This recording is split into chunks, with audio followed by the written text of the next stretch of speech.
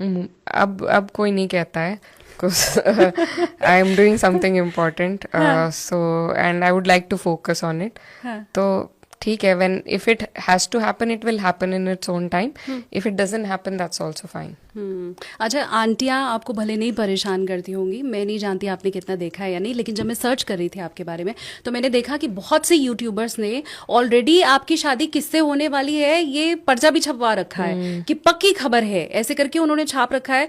मैंने देखा इमरान प्रतापगढ़ी जी के साथ, तो कुछ मैसेज आप देना चाहेंगे उन यूट्यूबर्स को जो कुछ भी चला रहे हैं? मैं आपके माध्यम से थैंक यू, आपके माध्यम से मैं सबको ये कहना चाहती हूँ कि इन बातों में बिल्कुल कोई सच्चाई नहीं है और ऐसी गलत अफवाह किसी भी व्यक्ति के लिए, किसी लड़की के लिए चलाना बहुत गलत है और मुझे बहुत अफसोस होता है वो देखकर और मैं सबसे गुजारिश करना चाहूँगी कि ऐसी वीडियो बनाना बंद कर दें और मुझे बहुत तकलीफ होती है इनसे और मेरे परिवार को भी। एंड आई एम श्योर कि जब इकरा जी ने खुद ये कह दिया है कि उन्हें तकलीफ होती है तो अब सुधर जाने का वक्त है और आई एम श्योर, और मैं पूरे फुल सपोर्ट में हूँ। एक लड़की होने के नाते भी मैं समझ सकती हूँ कि जब इस तरह की अफवाह उड़ाई जाती है और आपके काम की जगह इन चीज़ों को तरजीह दी जाती है तो आपको बहुत बुरा लगता है। अब मुद्दे की बात, जैसा आपने कहा भी था, लॉ स्टूडेंट आप रही हैं और भारत में एक नहीं कई कानूनों को लेके इस वक्त बहुत बहस छिड़ी हुई है, अदालतों को लेके, सर्वोच्च अदालत को लेके, निचली अदालतों को लेके।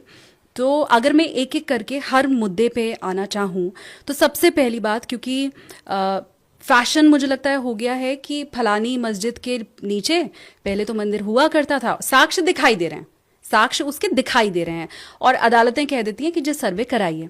एक लॉ स्टूडेंट होने के नाते और एक नेता होने के नाते आप कैसे देखती हैं?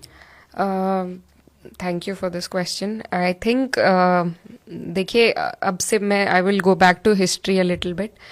ऐसे हमारे समाज में चीज़ें दर्शाई जाती हैं कि जो हिस्टोरिकल रॉन्ग है उसको करेक्ट किया जा रहा है। जो मुगलों के शासन में जो हुआ, अंग्रेज़ों के शासन में जो हुआ, तो उसका बदल अब किया जा रहा है भाजपा की सरकार द्वारा। मुझे लगता है ये बिल्कुल गलत है क्योंकि जब मुगलों का राज था या जब अंग्रेज़ों ने हम पर राज किया तब हमारे यहाँ ना रिपब्लिक था, ना लोकतंत्र था, तब राजशाही शासन का दौर था। और वो दौर इसी तरह के होते थे कि जब कोई राजा किसी जगह को जीत लेते थे तो वो वहाँ की व्यवस्था को अपने हिसाब से बदल देते थे, फिर कोई और आकर कब्जा करता था, वो वहाँ की व्यवस्था को बदल देता था। लेकिन 1947 में जब हमने इंडिपेंडेंस हासिल करी, हमारा कॉन्स्टिट्यूशन बना, तो हम एक रिपब्लिक की तरह जाने लगे। अब हमारा देश एक रिपब्लिक है। अब हम किसी